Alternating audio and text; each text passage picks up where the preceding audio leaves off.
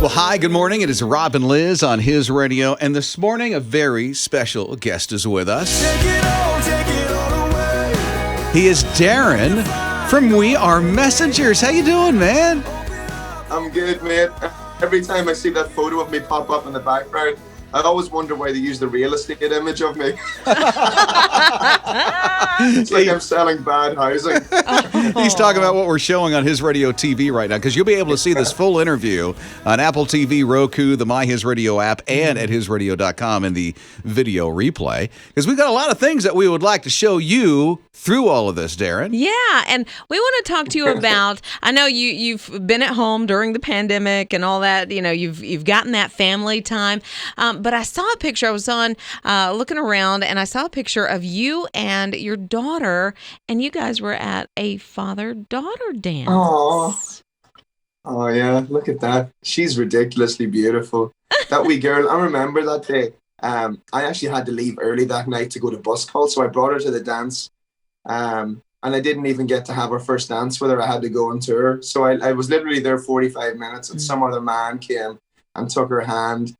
He was a friend of ours, and took her for the first dance as I was walking out, and I was so heartbroken. Oh, no. And so the following year, I made sure that I booked that particular day off so I could be there. So I've missed too many daddy-daughter dances, too many, birthdays, and I'm starting to put all that right, Right, Good for you. But during the pandemic, I'm sure you got some of that family time back, didn't you? Oh, maybe too much. Understood. a lot of daddy-daughter dancing. Yeah. Sounds like you guys are close. It's been really cool.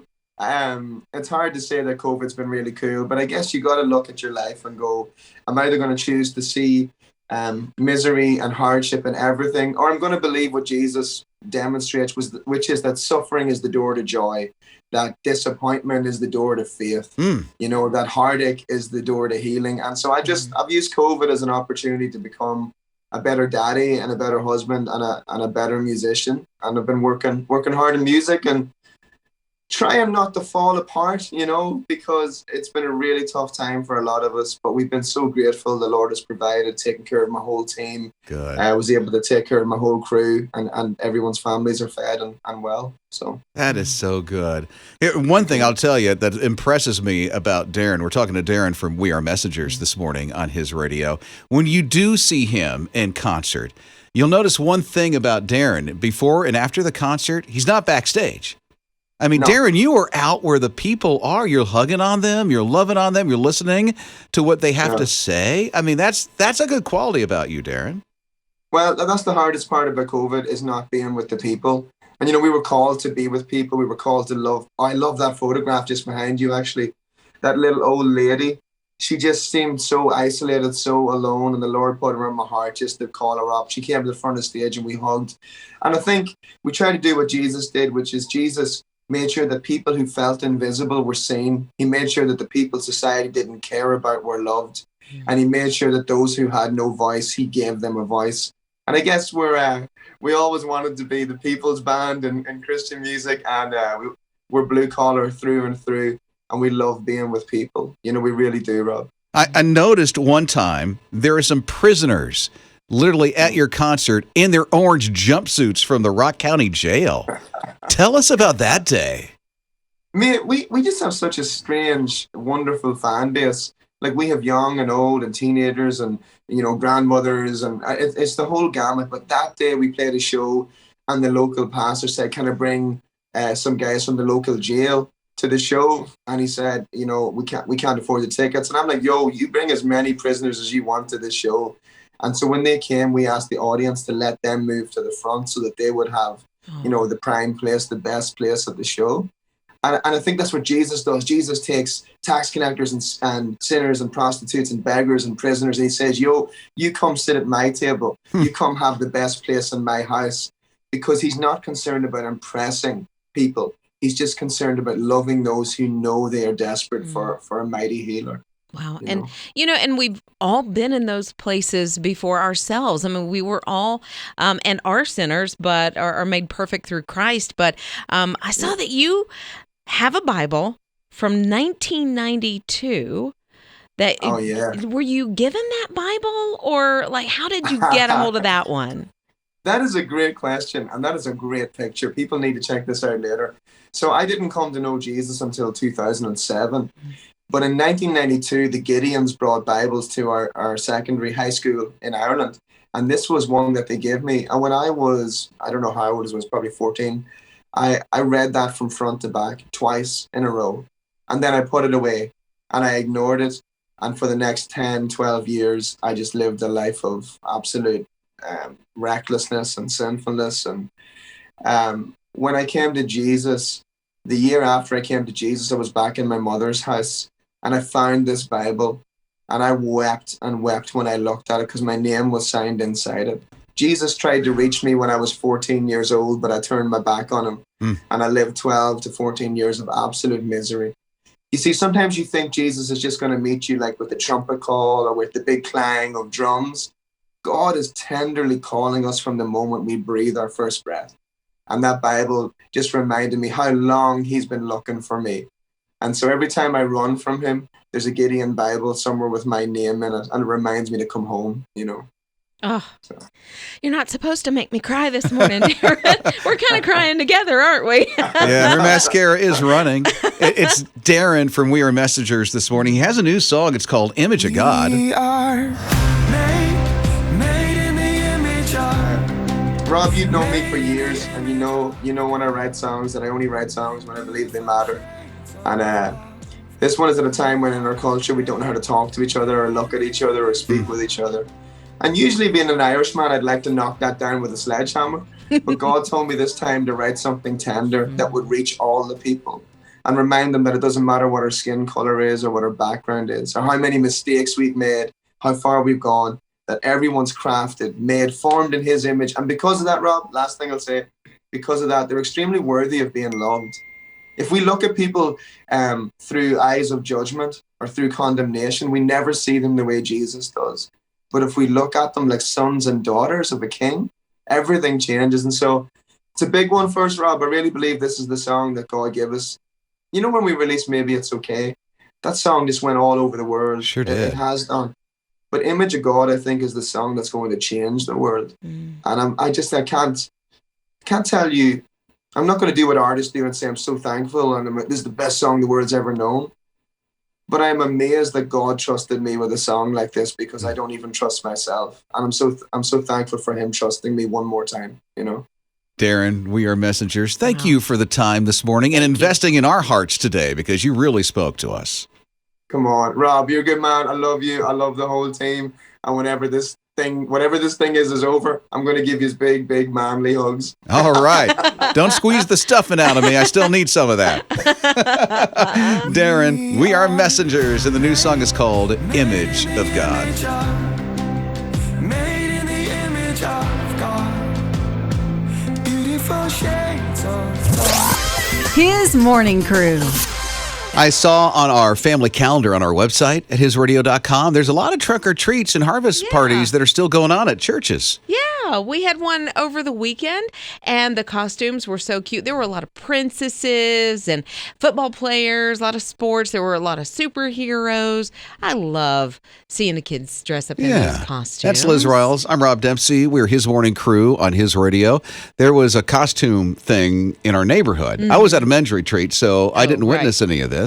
But I saw one picture of that dude on Netflix, you know, with he's like royalty of animals.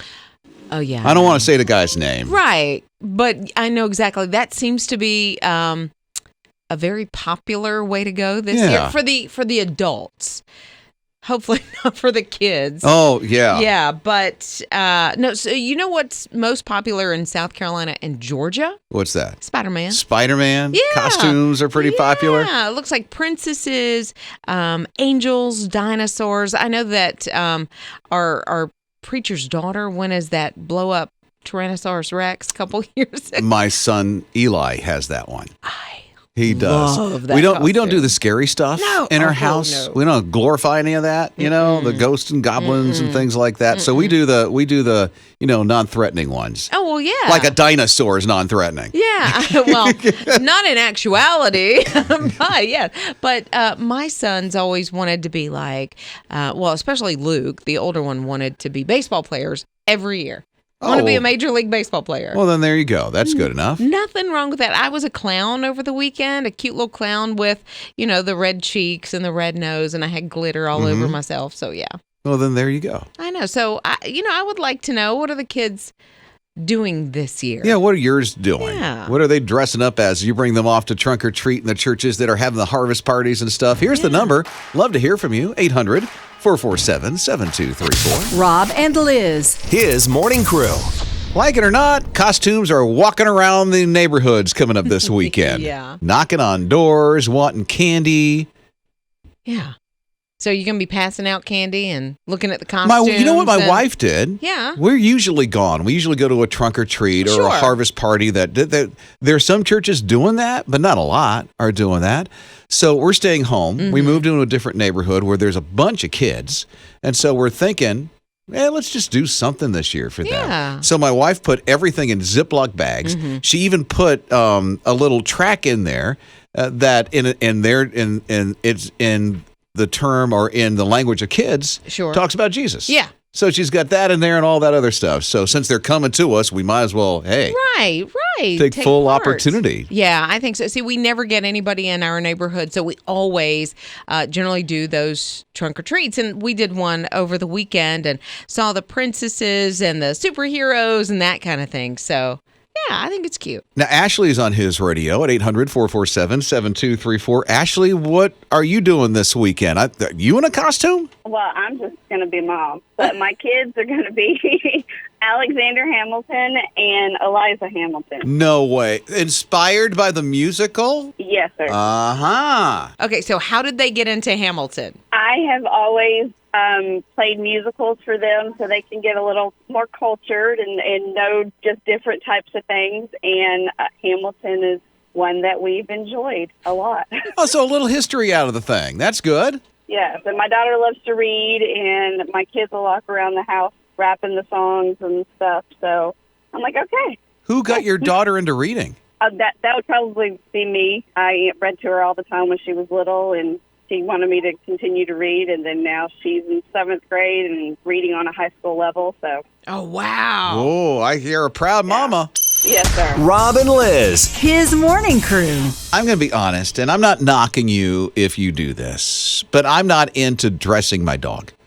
It's Rob and Liz, his morning crew on his radio. I just don't do it. I just don't want it. Could be, number one, my dog looks uncomfortable if we ever put like a little, we tried because she has no big fur. Yeah. And when it gets like super cold in the winter, when it gets down below 30 or in the 20s, she's just shivering. She needs insulation. And so my wife got her like a little sweater kind of thing. Yeah. And she hated it.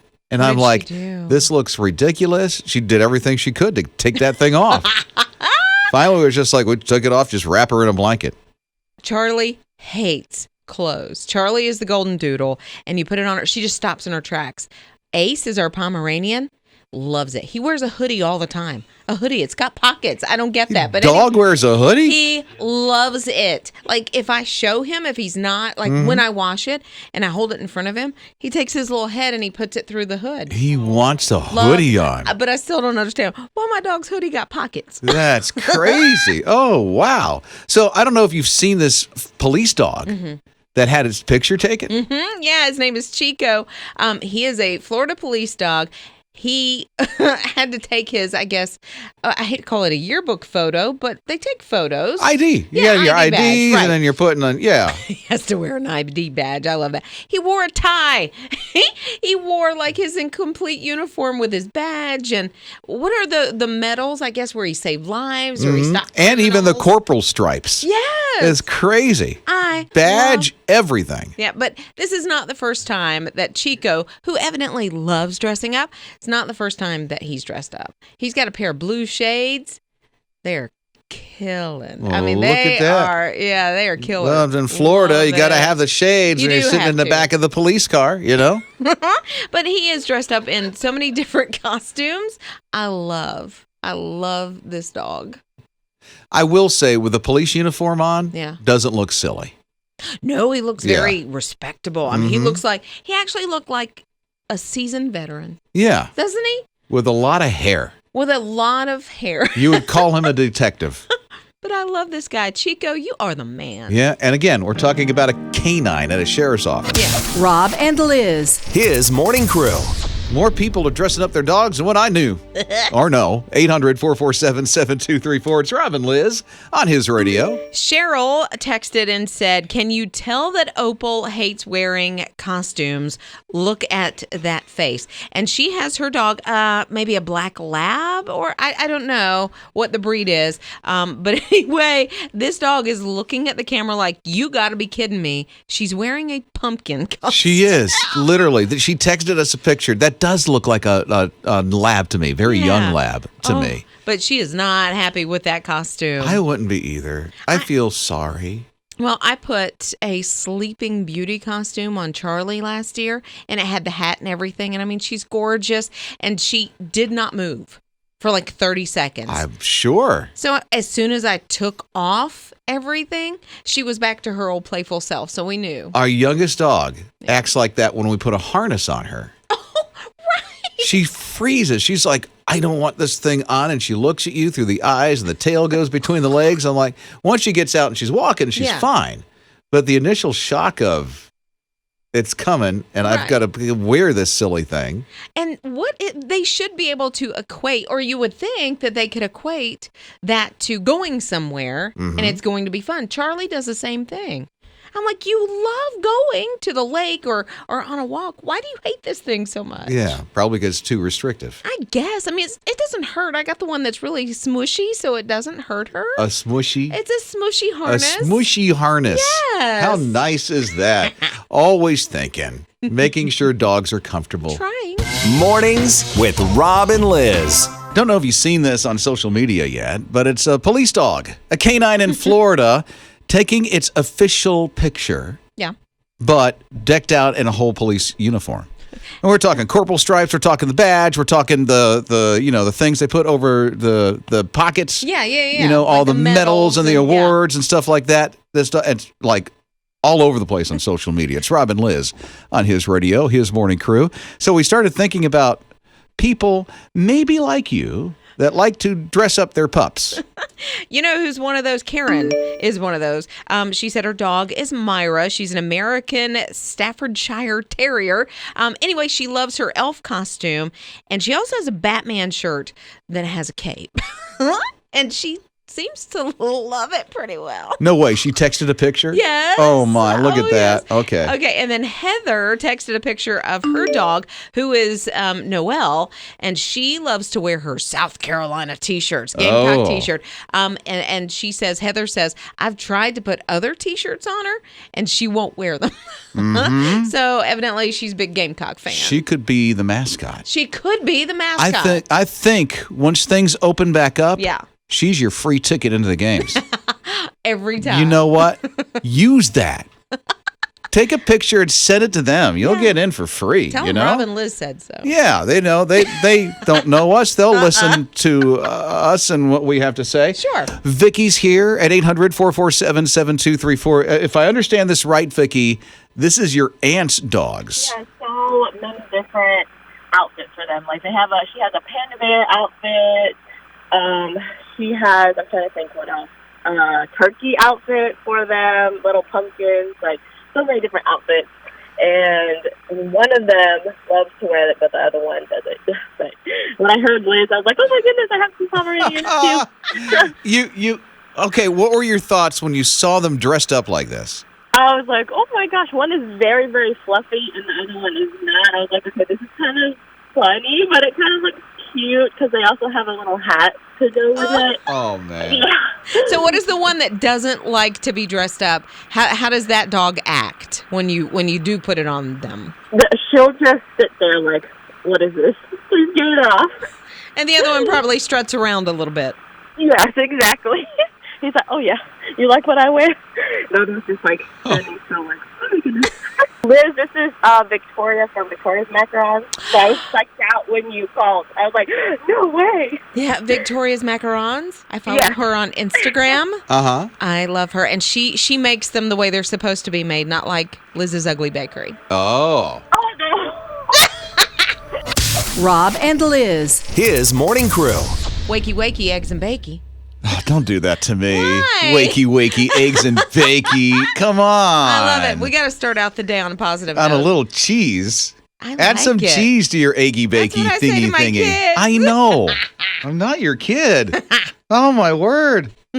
I don't want to hear that in my alarm clock, please. You don't? No, I don't want the first thing my alarm goes off. Wakey, wakey, eggs and bakey. I don't know What's why. that? I think it's sweet. Well, yeah, each to his own. Well, speaking of food, Yeah. avocados. Uh-huh. I don't know if you're a fan. I love avocado. Do you really? Yeah. They're really good for you. Yes, they are. Because I was reading about how they lower your blood sugar. I had an update on all my blood work that I had done because of the health scare that I had last year, September 2019, where I almost went to heaven, but God let me stay. Whew.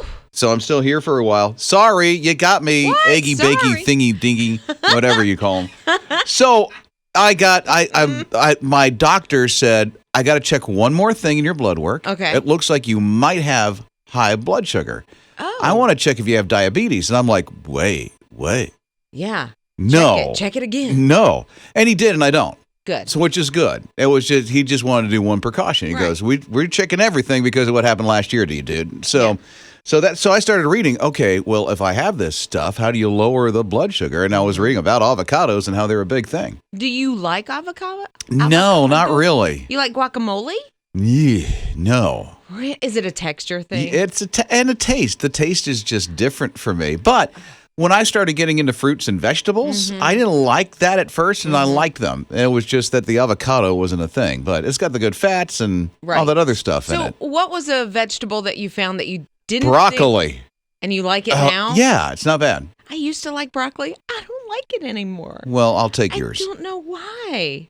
Hmm. I don't know. So avocado, you should try it. I want to after I read all this stuff. Do you eat turkey burgers or anything like Yeah, that? I do the turkey burgers. I even do the veggie burger stuff. Okay, well, do a real thin slice of avocado, maybe a piece of onion if you like onion to give you more of that texture. Because I get the texture of an avocado is a little smooshy. It is. I think that's what it is too. It's just Yeah. like.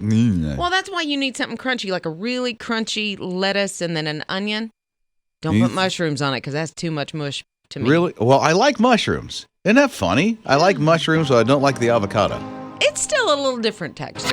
Rob and Liz. His morning crew.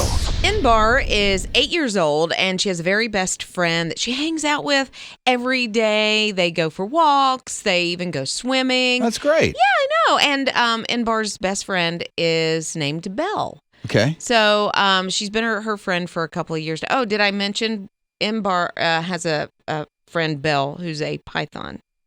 Oh, a snake. She's an 11-foot python. How you take a python for a walk? Well, I guess they slither along beside you. Maybe she's With on a- a leash. I a don't leash know is- how that works. Walking a python down the sidewalk. Yeah. You see the German shepherd and the neighbor across the way. She's in the basket on the bike, but they do go in the backyard and get in their little swimming pool.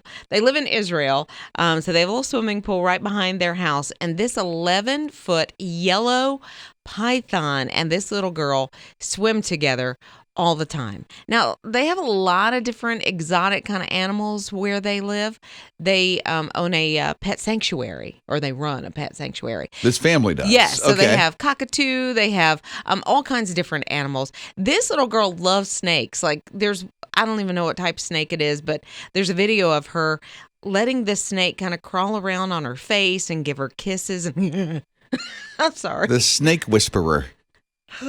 Yeah. But I mean, a python, I don't know if I could let my child play with an 11-foot I would python. honestly, I would be worried that the python would, Yeah. wrap around her. Jungle Book her. Yeah, right? Yeah. Ooh. But Evidently, they know what they're doing. yeah, Mom says, she loves that this is her best friend. Okay. And they swim together. I just say, don't do this at home, kids. His morning crew. Social distancing when the kids are coming knocking on the door on Saturday. Oh, yeah. And they want their candy, and they've got the costumes on. Here's this family in Pennsylvania. This is pretty unique. Their kid is like, I still want to give out candy, Dad. Sure. What can we do? And they're thinking, well, let's come up with a creative way to throw it at them. Okay. Throw it at them. Throw the candy to them. Okay. So here's what they did. They got a little white bucket, a small one that you probably see at a restaurant that they fill with water, clean the tables, Yeah, that kind of, sure. that's what I'm trying to describe it so you can visualize what it looks like. Small little white bucket. They put huge rubber bands on either side of it. Okay. And another wooden piece in front of it and made a catapult out of that. And so they put the candy in that. The kid brings it down, lets it go, and it catapults the candy into the front yard right near the sidewalk. Yeah, it's not too far, I guess, but it's far enough to where you're socially distanced. And the velocity of how fast the candy is going is not going to knock anybody out if it hits them in the face. What their goal is they're hopeful that the kids will hold up their bag and they launch it into the bag. And they make it that way. Yeah. I think it's a great way to make sure that when the kids come around, you can get it to them and everybody stays safe. Yeah. They want to do something for the kids that Yeah. are coming by. So that's what they're doing. I saw a guy, he made like a tube. So if you walk up the steps, he stands at the top of the step with his mask on, and then he drops the candy down in a tube, and the kid's at the bottom with a bag. Nice. So I don't know what they're calling that. Maybe a candy chute. There you go. There you Candy go. chute. My wife put it all in individual Ziploc bags.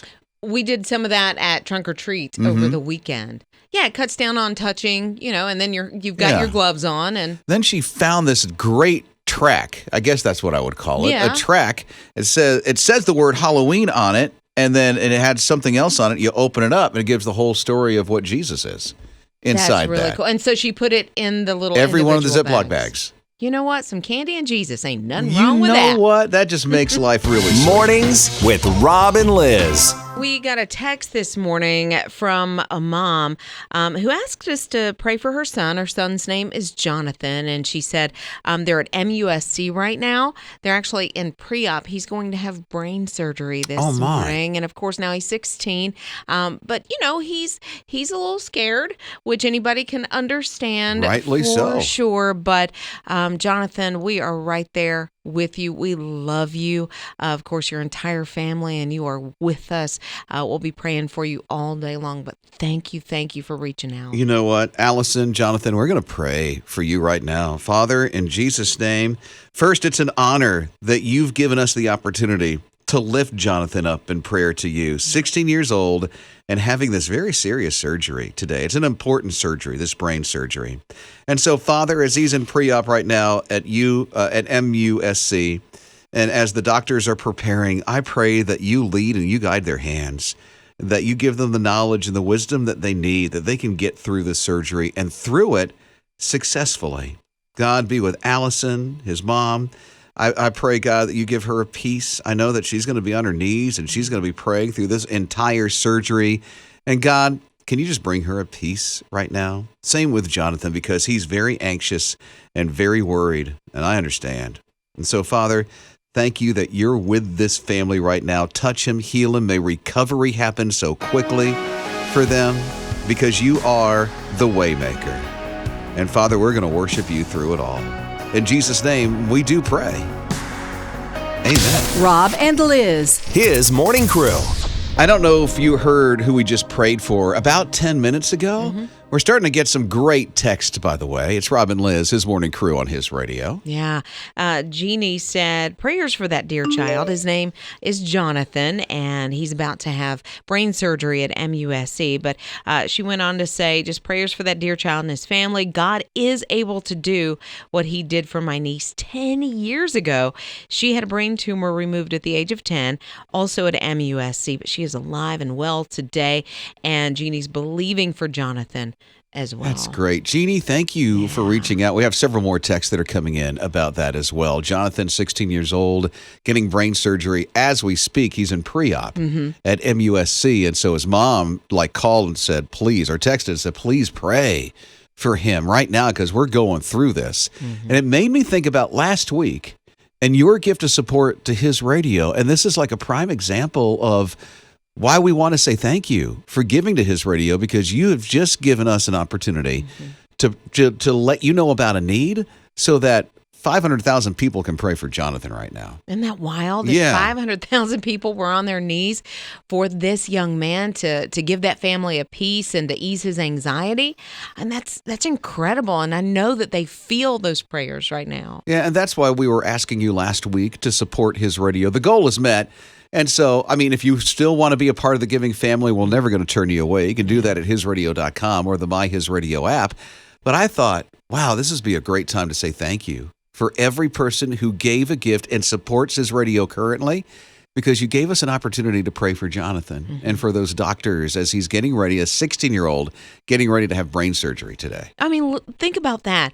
This family, Allison, Jonathan, I'm sure a few other family members, or maybe it's just her, but wherever they are, they're listening to His Radio right now because they needed that encouragement as they started to walk through what they're walking through. And Jonathan gets encouragement from the songs and some of his favorite songs. And that's what we're able to do because you gave. Again, just thank you from the bottom of our hearts. Mornings with Rob and Liz. She came up with a potential COVID cure. She did? Yep. Her name is Annika. She's 14. She's 14? 14 years old. You can't tell. When you hear her, you cannot tell she's 14. She speaks so eloquently. She knows her science when it comes to this whole thing. I mean, let me see. She says that she's isolated a lead compound from a database of almost 698 million molecules. And she zoned in on the molecules that's a potential COVID cure. And she just won $25K in the 3M Young Scientist Challenge because of this. And probably she'll use it to further her research. Yeah. Wouldn't you think? Oh, she'll use it for whatever. Probably that. I don't think she's going to buy a gaming system or anything. I cannot. Yeah. Maybe a puppy. Maybe a puppy, gaming system, and more research. But this is a part of her entry because she had to document all this. This is a part of her entry for this competition that she just won. With the help of the 3M Young Scientist Challenge and my mentor, Dr. Mahfouza Ali, I was able to develop a molecule which can bind to the spike protein of the SARS-CoV-2 virus and provide a potential therapy to this deadly COVID-19 disease. She gets into bigger words. What? In this whole... In the world? Yeah. 14 years old. Mm-hmm. And did you hear this? It was almost 698 million molecules. How do you, I can't even, my brain cannot even imagine how to research something like that. There's a database. I couldn't find the database if I tried. Yeah, well, you Google it. I know. Do you? Is that, I don't think so. All she did was Google it. Yeah, 125K.